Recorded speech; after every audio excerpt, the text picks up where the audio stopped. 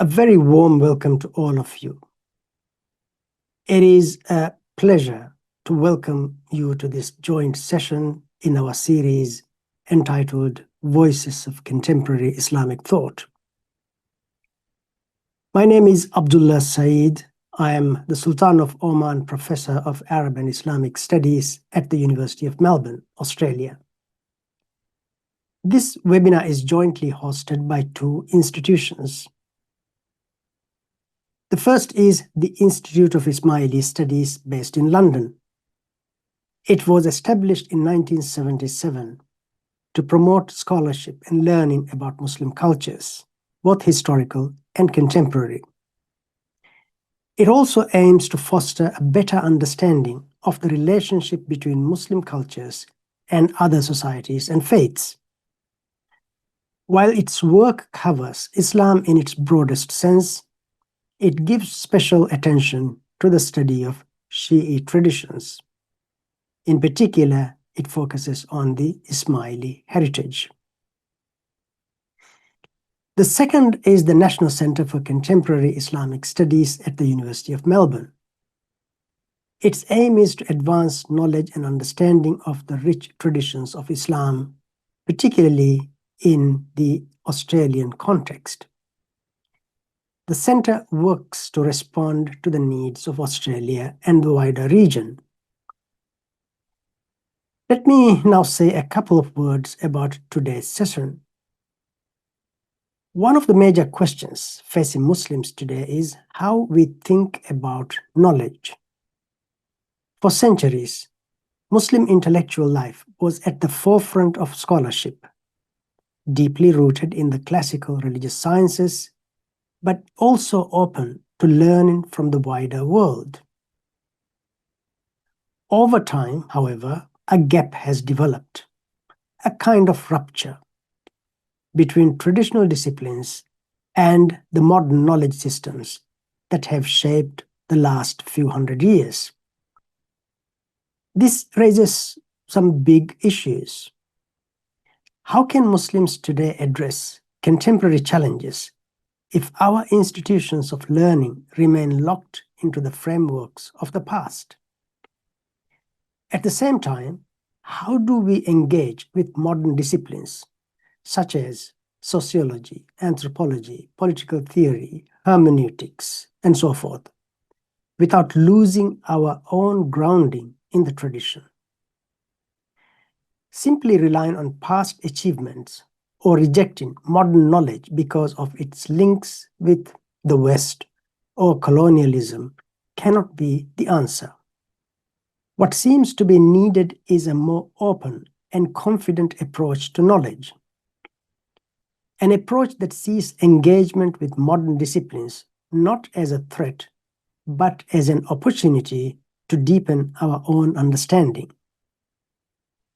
It means equipping students and scholars to work across boundaries, to become familiar with different ways of thinking, and to bring the insights of our tradition into a wider global conversation. This is not just about academic knowledge. It is about how Muslims live their faith in a complex modern world.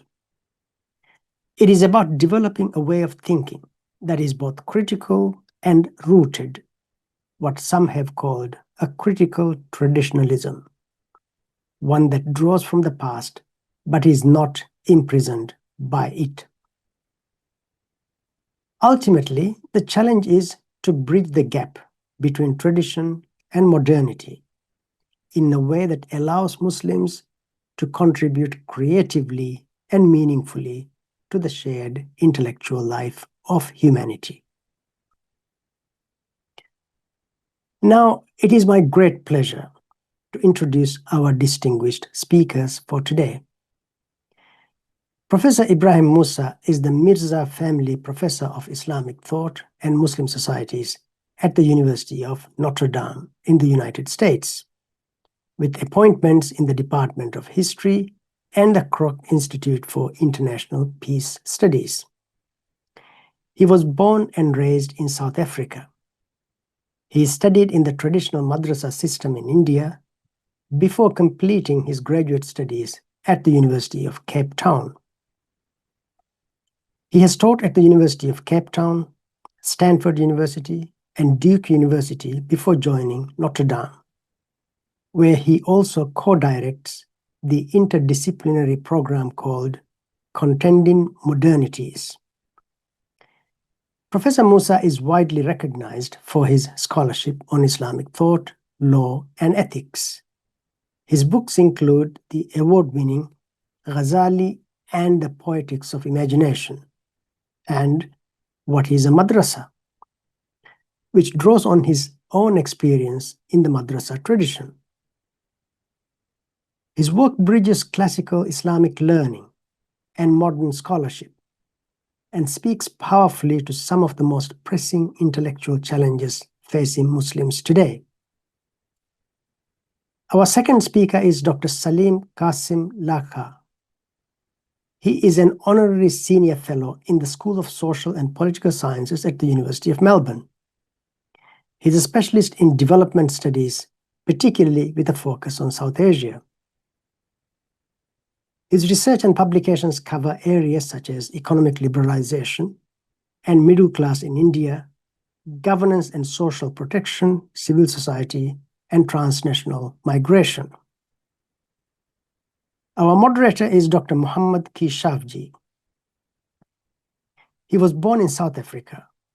He is an English-trained barrister and an international expert on cross-cultural mediation. He is currently a scholar of contemporary Muslim jurisprudence at the Institute of Ismaili Studies. Dr. Keshavjee has published 4 books, including Understanding Sharia, Islamic Law in a Globalized World, which has been widely acclaimed. We are very fortunate to have these distinguished scholars with us today, and I look forward to an engaging and insightful discussion with Professor Ebrahim Moosa. I will now pass the baton to Dr. Keshavjee, who will moderate our session today. Thank you, Professor Said, for that very generous introduction on your part and giving a background to this series. Hello, Professor Moosa. If it's okay with you, can I call you Ibrahim? And please feel free to call me Mohammed. So if we call each other by our first names, we can have a much more informal conversation, which I hope that this session will be mostly. So if that's okay with you, Ibrahim, I can continue. Thank you, Mohammed. Thank you for this invitation, and thank you to the Ismaili Institute of Ismaili Studies and your partners at the University of Melbourne. And yes, feel free to call me Ibrahim. Ibrahim, you are a bridge, if I may call it. I mean, your background was at the madrasa years ago, and then you got into the field of academia. You've lived in South Africa, where you saw apartheid as you grew up, and today you're sort of, you're in this new field of yours that you're developing. Tell me, why is a new theory of knowledge of critical importance today for Muslims to come to grips with the contemporary world? Why today, and why a new theory of knowledge? Could you throw some light on that, please? Yes, thank you, Mohammed. Look, the massive changes that has taken place in the world since the development of Islam as an intellectual tradition, going back 1400 years. There was a time that Islamic knowledge tradition was up to date in terms of understanding, especially understanding the faith and the culture and history and law, and as part of a civilizational process. With the rise of the Western tradition and the rise of the West, Muslim intellectual leadership at the level of what I study, and that is at the level of religion, people who think about theology, think about law, think about culture, values. In my view, they became stuck in a different world, and the post-colonial world has altered the world in which we live in terms of modernity, the rise of modernity, new ways of understanding. And so what we have is a knowledge incoherence between those who are advocating to Muslims on questions of values, to understand what is gender equality, what is the world, what is history, how do we understand it. They're on a very different planet. So we have planetary differences. And what I'm arguing is why we need a new theory of knowledge, or why we need to revisit the theory of knowledge we have, is that the Islamic tradition has always been about the integration of knowledge, what I call knowledge integration, and another we can call epistemic integration. So historically, Muslim scholars, whether it is Ibn Sina, Farabi, Ghazali, all of them understood that all forms of knowledge are mutually reinforcing and interconnected. But today we face a crisis of what I call a crisis of tradition, not because the tradition is bankrupt, but because we've created artificial divisions between Islamic knowledge and other knowledge. In other words, if this knowledge is not developed in by Muslims and so on, then we have hesitations about it. Okay, I myself lived under apartheid, and living under apartheid taught me that knowledge is never neutral. Okay, it's always connected to power and justice. I understand the concern that some people have that Western knowledge has power elements imbricated in it. Sure. But not everything is got to do with that power. And what you have to do is that you have to subvert that power by having a better understanding of what that knowledge traditions are, especially those of Western provenance. And then you work it into your own system in order to make your own resilient.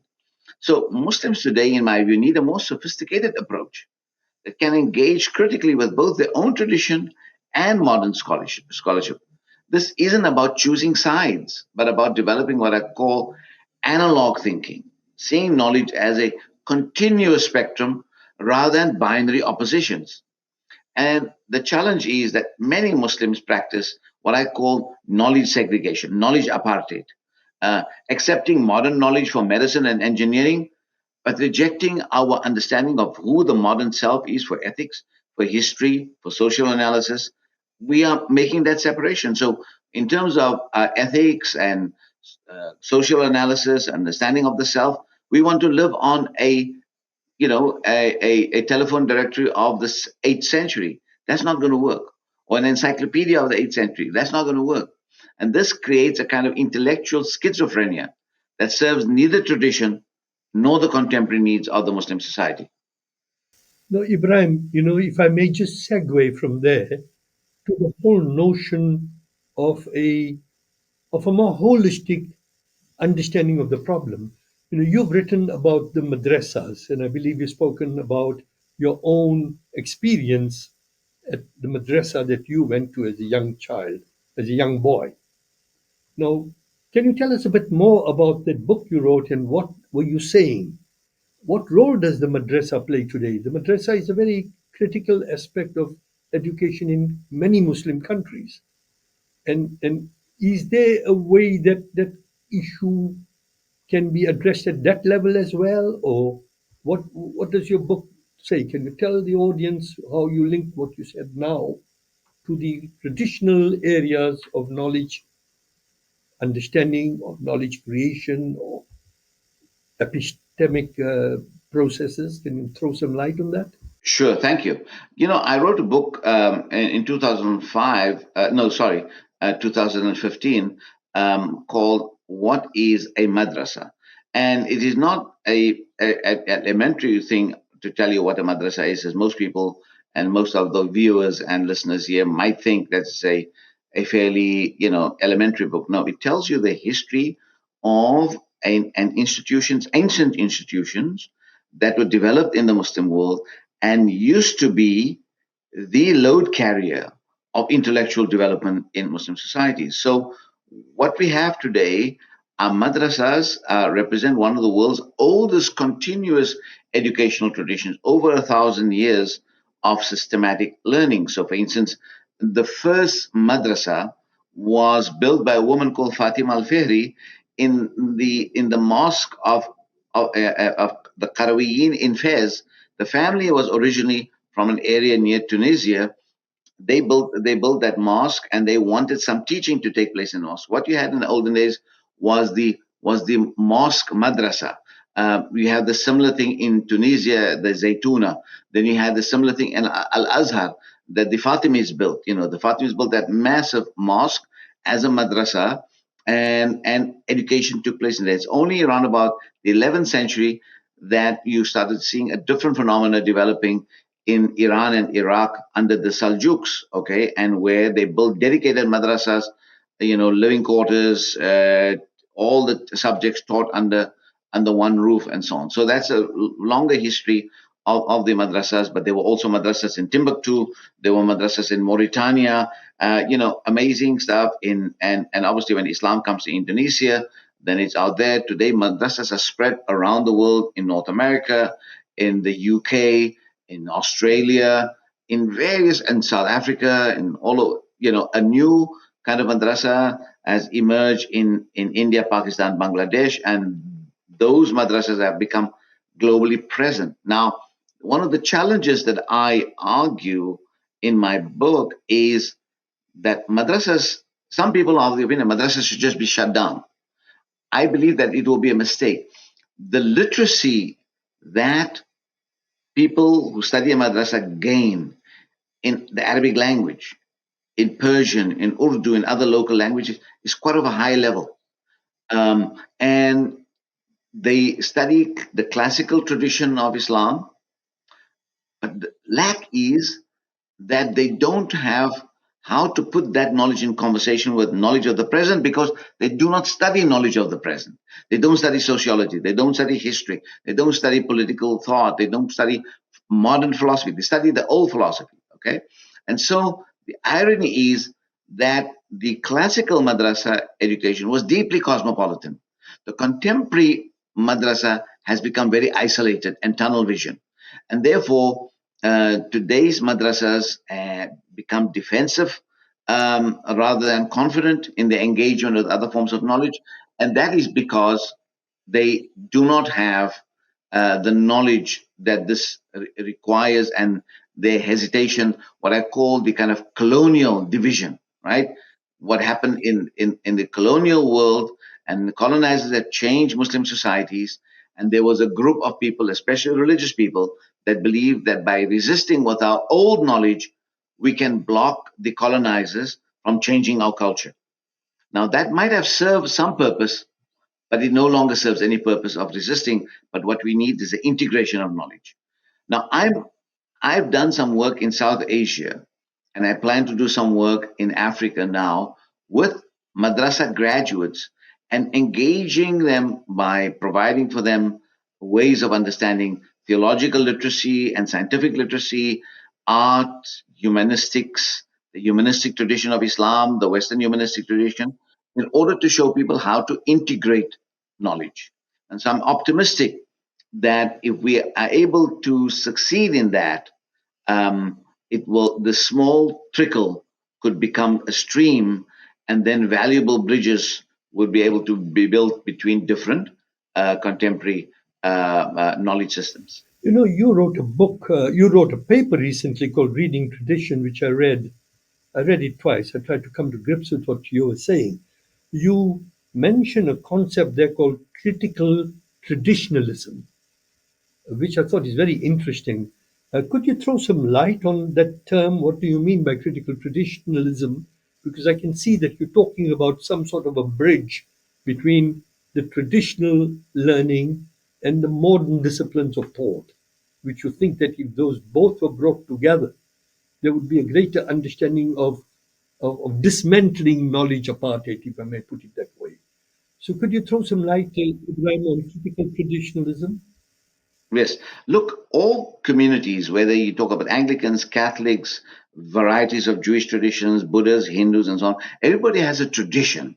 Even in our political systems, whether it's a Westminster system or the Republican system, they have long intellectual traditions in politics and so on. So a faith tradition also has a tradition. Their practices, their knowledge, their experiences that they build up over over generations, over centuries. These become repositories by which people can go back. But when your tradition has become, is in a crisis, in other words, it no longer breathes fresh air, but only stale air. And when you no longer say that you no longer make your tradition coherent to the present, you are in deep trouble. Okay. And therefore, I'm saying we do need tradition, but we need critical tradition or critical traditionalism, which means that tradition has a vote, but tradition doesn't have a veto. It's taking tradition seriously without sacralizing it into finality. Okay. And so a real tradition, a living tradition, is a living conversation across the centuries. It is not a museum piece. And this approach recognizes, in my view, that Islamic practice have always been marked by differences across geography and time. There are certain things that people did in the 8th century in Arabia. They don't do it in Baghdad. They don't do it in Cordoba. They don't do it in India. Or they do certain things in other parts of the world that never started off with Islam. So that means that there is no single monolithic Islam, so to speak. The Islamic traditions, plural. And critical tradition embraces this diversity while maintaining certain core commitments. In other words, what I'm saying is that we can love our tradition enough to critique it, to ask hard questions, to engage in what the Quran calls constructive disagreement, called ikhtilaf. Okay, remember this is a Quranic idea of constructive disagreement. Okay, and rather than mere opposition.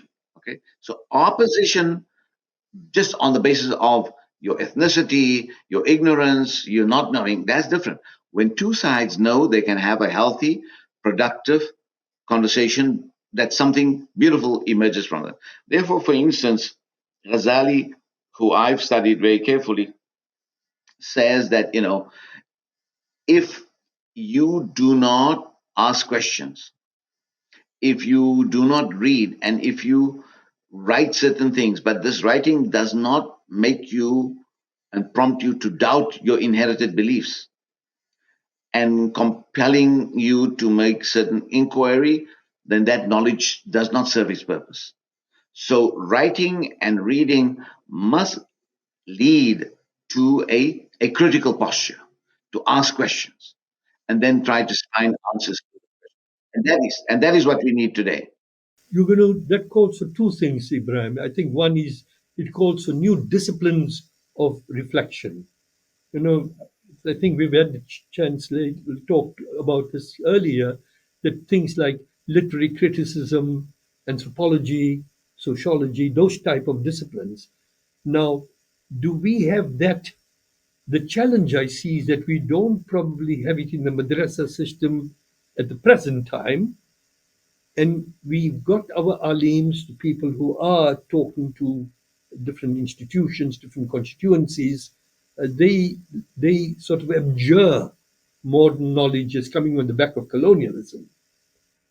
So I think it's a very great challenge. I mean, I laud you for looking at it that way.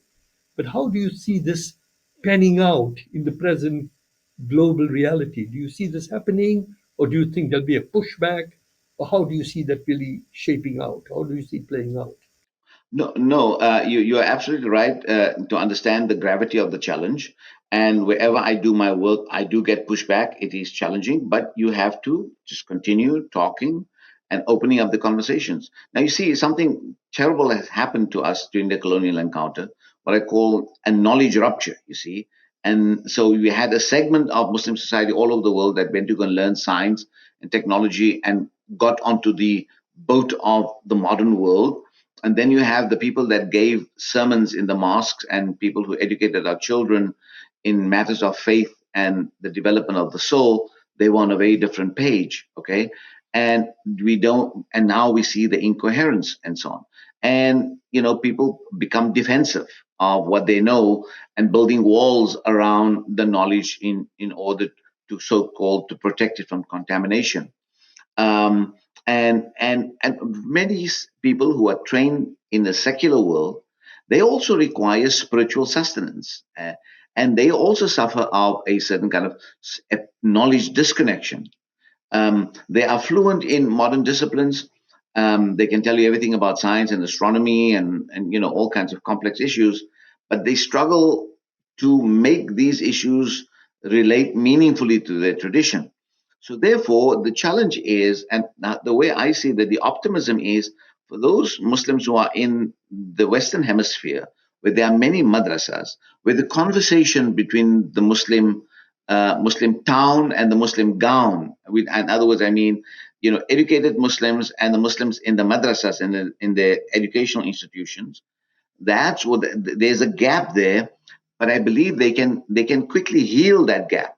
Where lived Muslim communities in the UK, in France, in Germany, in North America, and Australia, and other parts of the world, where these walls are not that big, can begin to talking to each other, bring the academics into the community, make the community go to the university, and let's start showing that we can divide this, cultural division. What I call this cultural, it requires a cultural hermeneutics. In other words, we're in a new culture, new experience, bring in the classical Islamic thought into conversations with modern disciplines like anthropology, sociology, and ethics. And therefore, at our universities, whether it's at Melbourne or other places in North America, in Canada, and other parts of the world, the Islamic studies curricula at universities must ensure that this becomes a lived reality. They shouldn't just teach the ancient texts and make people sound very sophisticated, but without understanding what is the remedy to that. Okay, and they must make sure that their graduates, who we need in the Muslim community, we need it in the Muslim town, that they are able to speak to lived communities.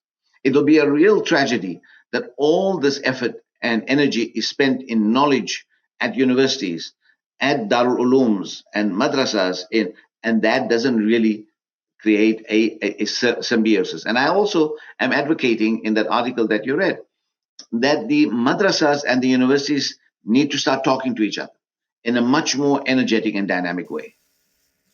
Tell me, it's a huge challenge, but it's sort of fascinating. Where do you see trends taking place towards this development? You've spoken about the diaspora, you've spoken about Western universities. Do you see this happening in certain parts of the Muslim world today? Are there certain madrasas that are moving in that direction? I thought Indonesia and the Pesantrans is one area where I saw quite a bit of that type of development taking place. But could you throw some light on where do you see hope? Where do you see trends that moving in this direction? Yes, that's a very important question. I remain hopeful, Mohammed, that this bridge building between different knowledge traditions can be healed. And you are absolutely right. Indonesia, which is the most populous Muslim country, has a variety of pesantren, which is basically an old system where you have a kiai, a teacher, with his santri, that is his students, and they used to live together, and he's like a spiritual master, but also education. This has been scaled up in the modern. It's a very old tradition since Indonesia's, from the 14th and 15th century when Islam began spreading in Indonesia. That was a tradition. Now there's been scaled up. So, for instance, you have big madrasa for men and women in Indonesia, where thousands of students are studying. They study the traditional education, but they also study the modern knowledge. And they get modern schooling, and they understand the whole panoply of sciences. The big question comes is that, so those are young people who are going through, say, a undergraduate education. The big challenge is that when people come to graduate education in Islamic thought, when you become the mufti, when you become the alim who is going to give the lecture, when you create the ulama, at that level, that conversation is not sustained. So the conversation, the students are getting a good base level education in Indonesia. But those same students, when they go study at Al Azhar, in Medina University, in Syria and other places, they fall back into that old traditional knowledge base, and they think that is the only knowledge that they need to have. And they can, but they might sound a little bit different and have a different attitude. They will not be entirely closed off. Now, in other parts of the world, in Pakistan, Bangladesh, in India, where there are thousands of madrasas and so on, that is still a big challenge. Okay, and given that what I said, that the suspicion of knowledge colonization of the West and their kind of close of thinking about what is true knowledge, and this is very, very, very, very challenging. And but I am hopeful that these people I worked with, we don't work with institutions, because institutions, to work with me and with new ideas, they have an institutional challenge. But what we take the graduates and we work with them individually, and you can see the transformation. Okay, I mean, I can give you a name, an example. For instance, a young man whose father was killed in the Sunni Shia conflict in Pakistan 15, 20 years ago. Okay, and this man was very upset, and he hated, the members of the Shia committee because someone killed his father. When he came into our program, and we made him understand what it is, and he meets Deobandis and Barelvis and Shia and other colleagues, it humanizes him. His complete attitude changed. This man would have been a very angry person for the rest of his life if it wasn't for this experience. So this isolation, this not talking to each other, was is one of the biggest challenges. So if this is our sectarian difference at that level, you can well imagine what they think about knowledge, about Hegel, about Kant, about Heidegger. All these kind of things are strange to them. So the challenge here is that we need to build those bridges. There's a bigger issue, or bigger a slight challenge, that there's also today the heyday of what we call the decolonial critique, the critique of Western knowledge. But people must understand that the decolonial position is not about the wholesale rejection of Western knowledge, but rather is showing about the limitations and the prejudices embedded in certain forms of Western sociology, political science, and so on. But we need to be open to genuine insights. An Arabic proverb says that what cannot be fully achieved should not be entirely abandoned. And therefore, I advocate what I call Dihliz thinking. Dihliz is the portico between a Persian house proper and the outside door. There's this in-between space, the portico of a Persian home. I use that as a metaphor to talk about where Muslims are today. We are not fully inside nor outside, but essentially in between different knowledge traditions, cultural civilizations, and this is essential for transition. It is the border space, and in that border space, that liminal space, that we can really flourish and experiment and find new possibilities. I think that's part of the bigger issue of the decolonization of knowledge, which we're not seeing only in the Islamic firmament, but it's a colonial issue as well. I mean, we talk about that in literature, we talk about that in signification, we talk about that in the curricula of different educational systems in different countries. I think it's a huge debate. But I like what you're saying, that we should critically engage in that. We should not just throw the baby out with the bathwater. I think that's a very, very interesting point you've mentioned. But do we also have the tools with which to engage in that way that you're mentioning? I mean, what is needed to take this out of the realm of pain and realm of rejectionism and grievance into a realm of reconstruction? How can we infuse that process with positive energy? Well, you use the right word, positive energy. And positive energy means that making people believe in themselves, giving them confidence, equipping them, giving them equipment, making them learn languages, making them understand that there are different kinds of knowing and learning. And once they have that, and they see, for instance, in our programs, for instance, we introduce them to they heard of Ibn Khaldun, but they never read a page of Ibn Khaldun, right? Who was the first kind of historian, sociologist, understands how political society works. They heard of Ibn Sina, he's a great medicine man, but never read Ibn Sina's philosophy. They heard about Ibn Rushd, Averroes, but they never, read a page of that. So once you make Muslims understand the kind of tools of the past and introduce scholars in particular and the tools of the present, and make them understand that there are ways that knowledge traditions can talk to each other. That's precisely that you're going to find in any Western university, that people in political science are still going to be reading Plato and Aristotle. They're not throwing it away, but you have a tradition. But you also know that the world today is not the world of Plato and Aristotle. The world today is that of Einstein in science and quantum mechanics and artificial intelligence, whatever challenges that holds, but also one of democracy and human equality. Okay, and how do you bring that conversation there? I don't think we need to reinvent the wheel or talk about an Islamic sociology and Islamic psychology as if these are separate species of knowledge. What is required is that Muslim scholars must become confident participants in all fields of human endeavor and inquiry. And they must bring their ethical commitments and spiritual insights to bear on contemporary questions. And there is a danger of apologetics. The danger of apologetics is that when we subordinate intellectual exploration to narrow identity agendas. I'm this, I'm that, this is my thing, and then that prevents you from fully exploring the human experience. Knowledge university ought to expose you to the human experience over different cultures and traditions. If universities are not doing that, and only teaching you engineering, and only teaching you how to become a narrow medicine person, and only teaching you how to become a narrow sociologist or a lawyer, university is not doing its job. Okay, and we're increasingly finding that there's hyper specialization at universities, that people don't fully understand each other. Therefore, even in the West and a country like the United States where I'm living, there's huge amounts of incoherence between different political constituencies. It seems that we don't have anything in common anymore.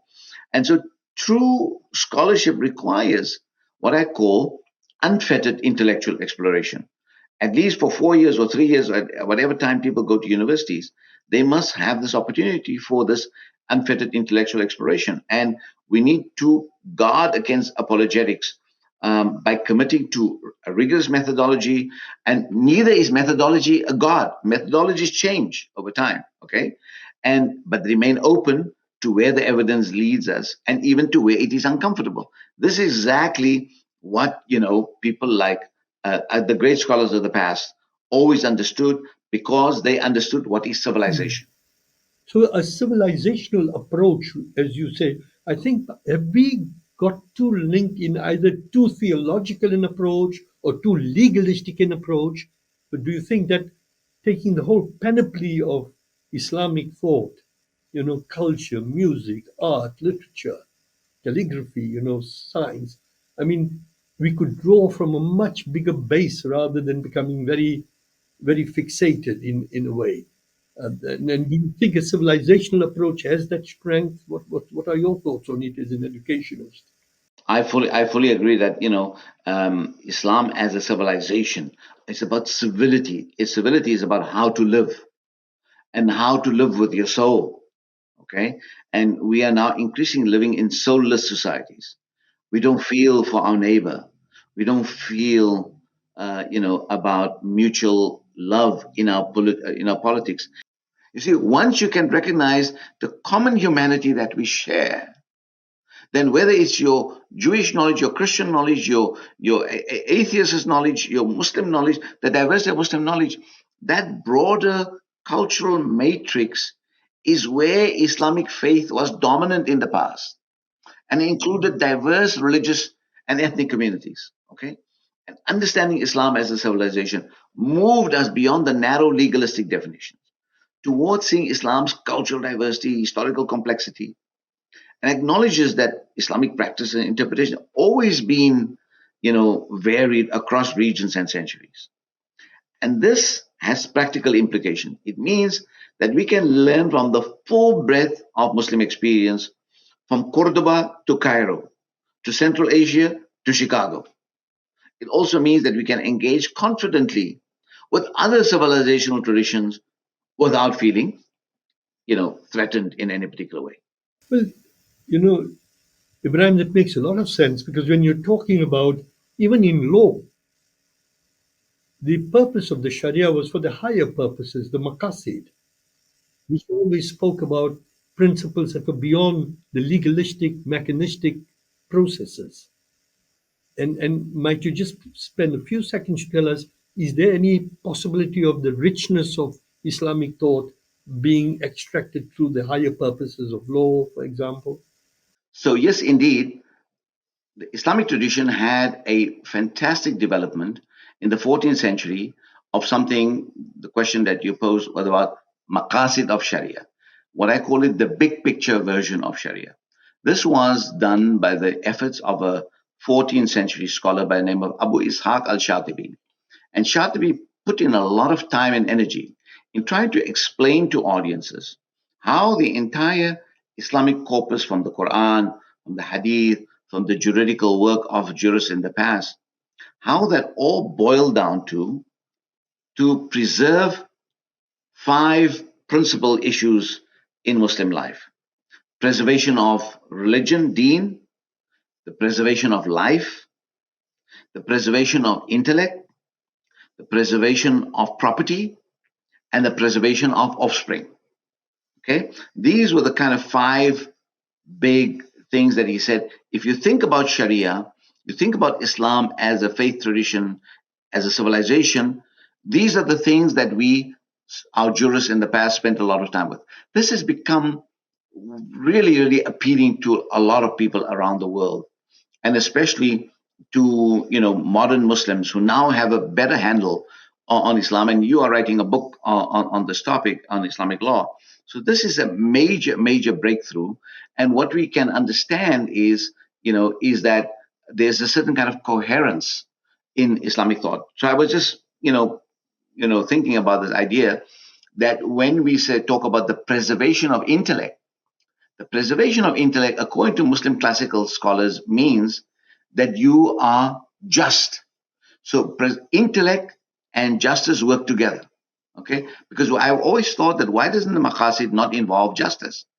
But then as I studied it further, it's very clear from classical Muslim thinkers that someone who is not just cannot be using his or her intellect properly.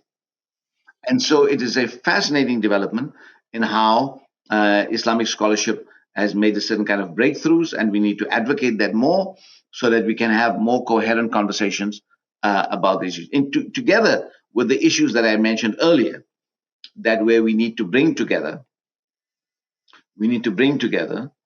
the knowledge that is the knowledge of the world and is part of our experience, and shape our faith tradition in the light of our experiences. Thank you. I love that piece, Ibrahim. The question of the intellect having to move towards justice. Basically, you're talking about the ethic of knowledge in Islam. You got to use your knowledge for the betterment of human society, for humanity, rather than for narrow, chauvinistic reasons. I think this is a fascinating subject, Ibrahim. You've discussed so many elements of it which are fascinating. Is there anything else you would like to touch on this whole topic that you are seeing through your own trajectory? Because you belong to that small group of scholars who not only have a good handle on traditional knowledge, but you were also able to embrace the modern disciplines of social science, modern critical thought, and yet you are very deeply rooted in the tradition to see where you can grow from both. What are any thoughts that you would like to mention on this before I pass the baton on to Salim Lakha, who has a background on development and also anthropology, to give his observations on our discussion today? Can you throw just some few last thoughts on this before we pass the baton on? I'll be happy to.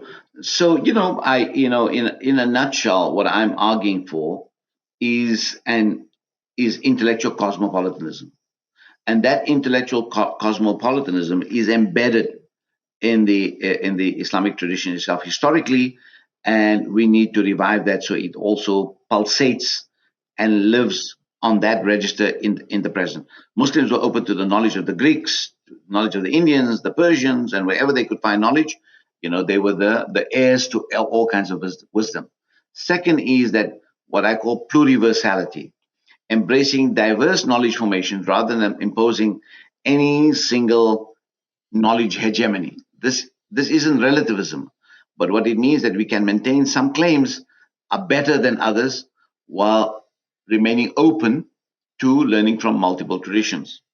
So, for instance, Ghazali, for instance, taught me that evaluate knowledge by its content and rigor, not by its cultural origin. And the goal that he argued is that you need to harmonize all the human faculties in pursuit of human flourishing. Finally, I would say is that the most challenging question I think that we have is that we don't need to choose between secular modernity and traditionalism. We have insights and from all forms of knowledge.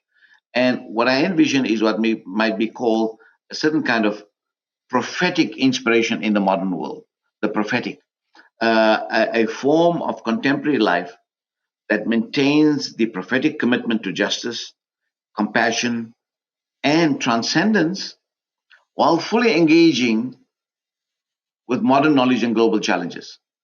And this means recovering Islam's tradition, what the Quran calls being witnesses to humanity, not retreating from the world, but engaging it more energetically, bringing Islamic ethical vision to bear on contemporary challenges such as climate change, economic inequality, and political oppression.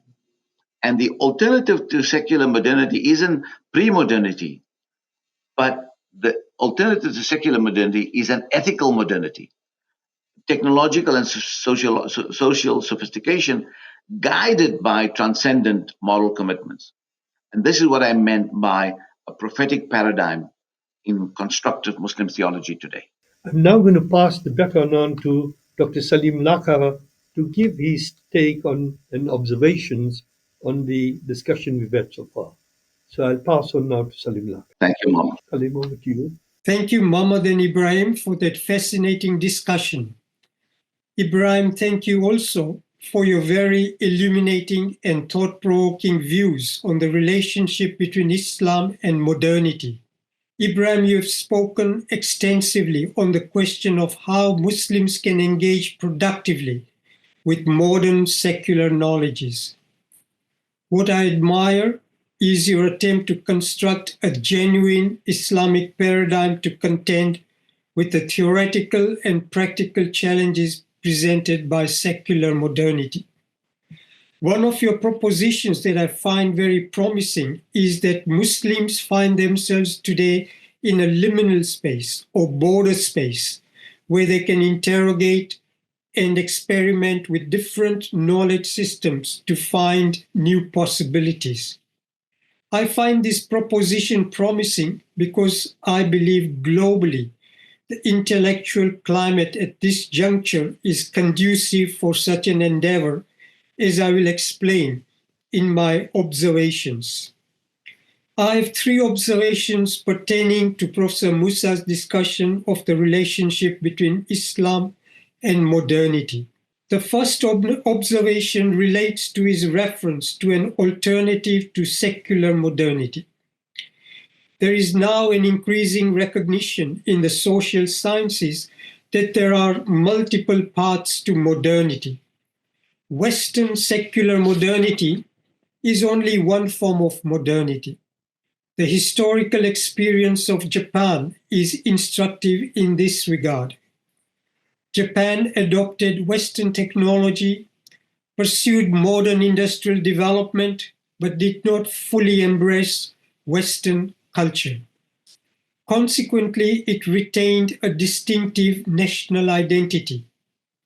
Attempts by Muslims to engage with modern science and technology and adapt to it within the framework of Islamic values would constitute a distinctive approach or approaches to modernity.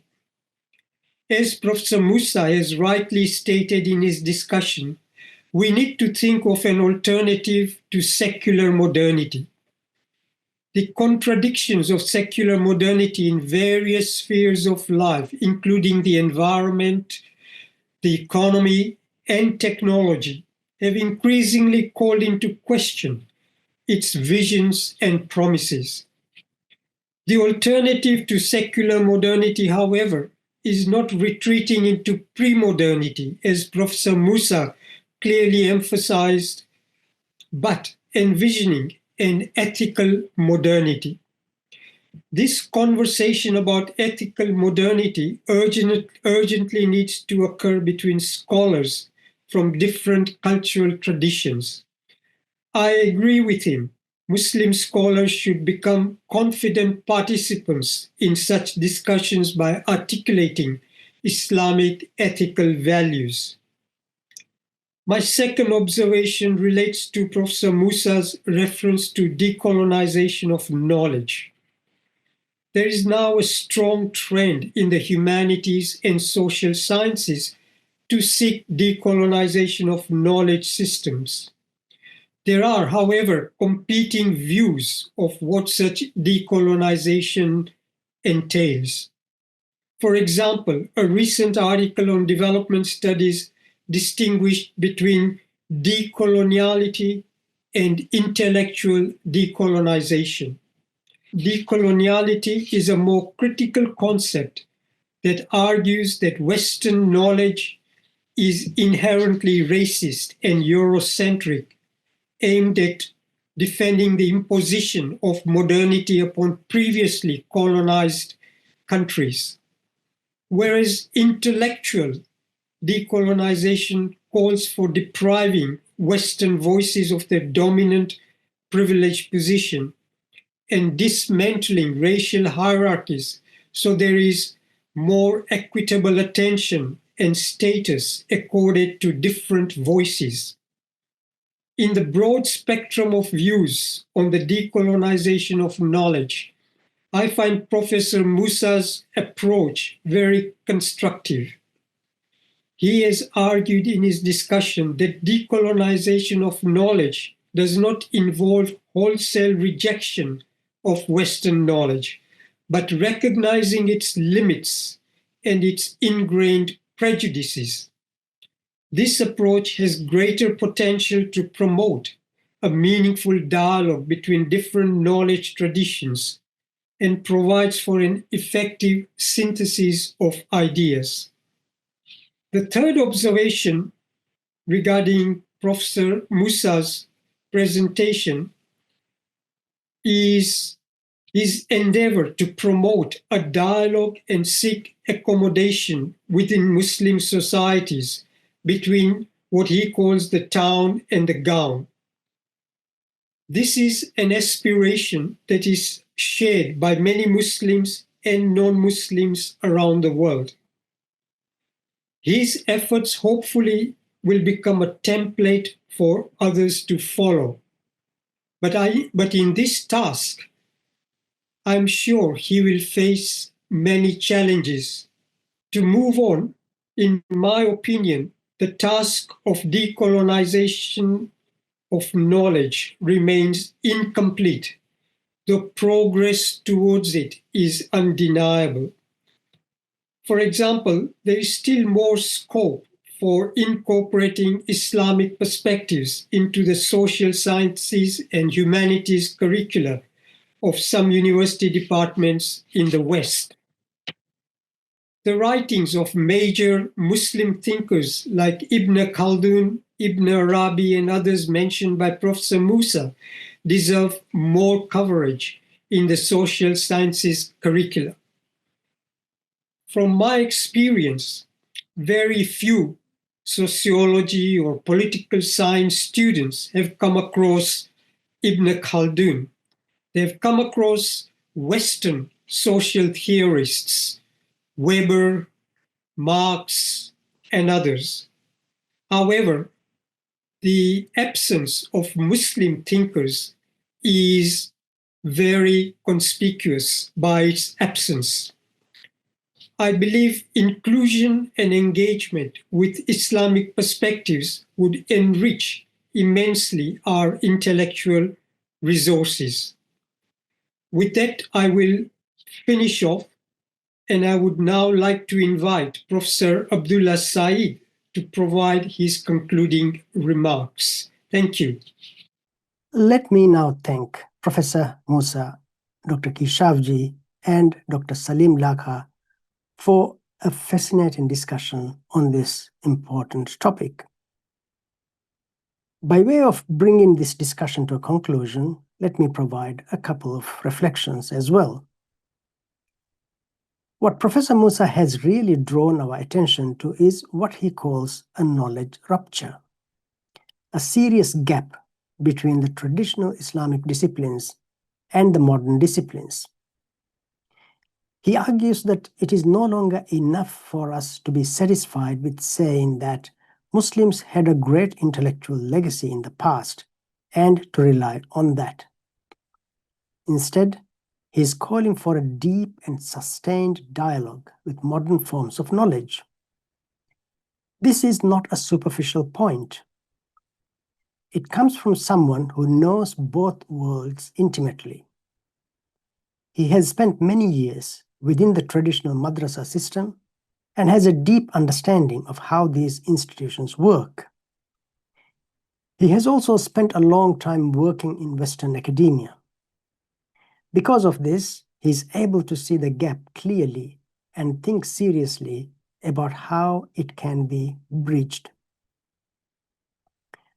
From Professor Moosa's perspective, this bridging requires madrasa students and graduates to be exposed to modern fields of knowledge, such as sociology, anthropology, philosophy, political theory, and the like, and to engage not just with Muslim thinkers, but with the broader global conversation.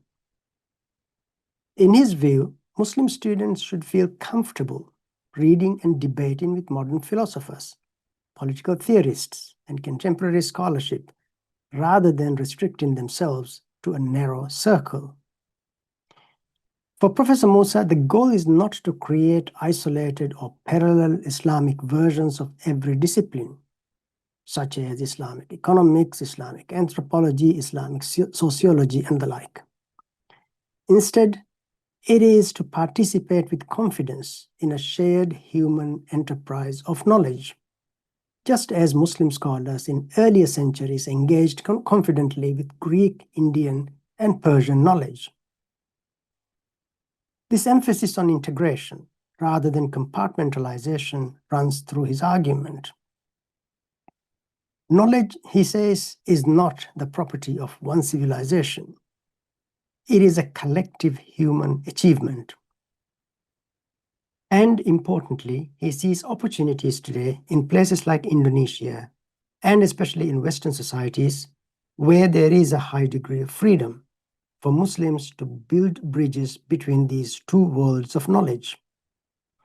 It is through this kind of openness, confidence, and dialogue that Muslim educational institutions can become more relevant to the challenges of our time and can contribute to shaping a better future. With that, I thank again our distinguished speakers and thank you all for participation, and see you in our next webinar.